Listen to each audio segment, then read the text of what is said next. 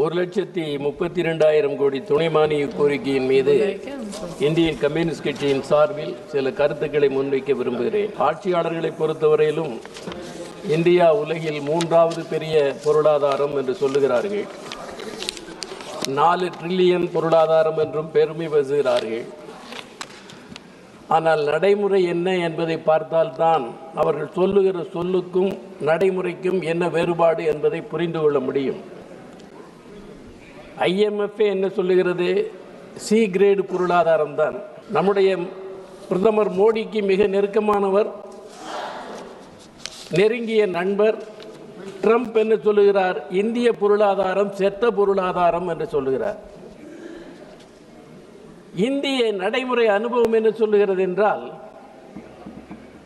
80 கோடி மக்கள் அரசின் புள்ளி விவரப்படி இலவச கோதுமையில் தான் வாழ்ந்து கொண்டிருக்கிறார்கள். கோடிக்கணக்கான இந்தியர்கள் தங்கள் குடும்ப தேவைகளுக்கான பொருளை வாங்கிக் கொள்ளுகிற அளவுக்கு சக்தியற்ற நிலையில் வாழ்ந்து கொண்டிருக்கிறார்கள். வாங்கும் சக்தி மிக மிக குறைந்திருக்கிறது. சாதாரண விஷயமா 80 கோடி பேர் இலவச கோதுமையில் வாழ்வது என்பது இதையெல்லாம் மூடி மறைத்துக் கொண்டு தாங்கள் பெரும் பொருளாதாரம் வளர்ந்திருக்கிறோம், பணவீக்கம் குறைந்திருக்கிறோம் என்றெல்லாம் சொல்லுகிறார்கள். கோடிக்கணக்கான இந்தியர்களுக்கு குடியிருக்க வீடே இல்லை. அரசு அறிவிக்கிற திட்டங்கள் யானை பசிக்கு சோளப்பொறி போட்ட மாதிரி பயனற்றவை. முழு செலவை ஈடுகட்டுவதற்கு வழி இல்லை. எனவே இவருடைய பேசுவதுதான் அதிகமே தவிர செயலில் எதுவும் இல்லை என்பதை நடைமுறை அம்பலப்படுத்துகிறது. அதேபோல் தீவிரவாதத்தை இவர்கள் சந்திக்கிற முறை என்பது நல்லதல்ல. எந்த தீவிரவாதத்தையும் இந்திய கம்யூனிஸ்ட் கட்சி ஏற்றுக்கொள்ளவில்லை. அது வலதுசாரி தீவிரமானாலும் சரி, இன்ன பிற வகைப்பட்ட தீவிரமானாலும் அதை தீவிரவாதத்தை நாங்கள் எதிர்க்கிறோம்.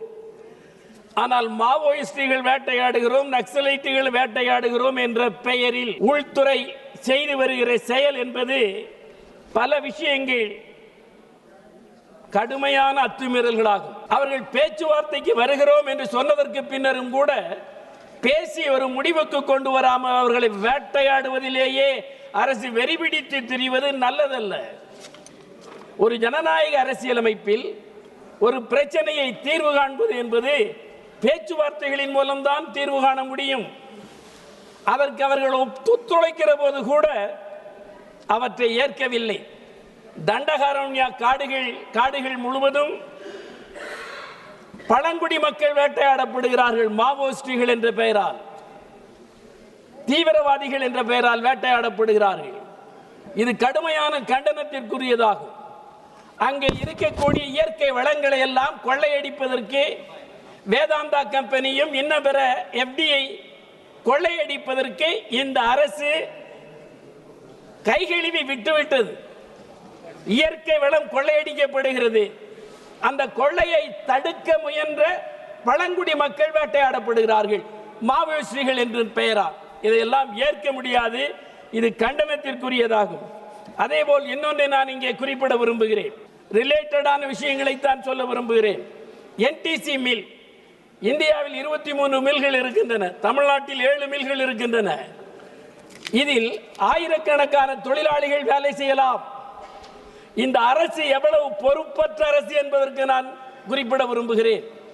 அந்த NTC மில்லை செயல்படுத்தினால், இயங்க வைத்தால் பல்லாயிரக்கணக்கான தொழிலாளிகள் வேலை பெறுவார்கள், நூல் உற்பத்தி பெருகும்.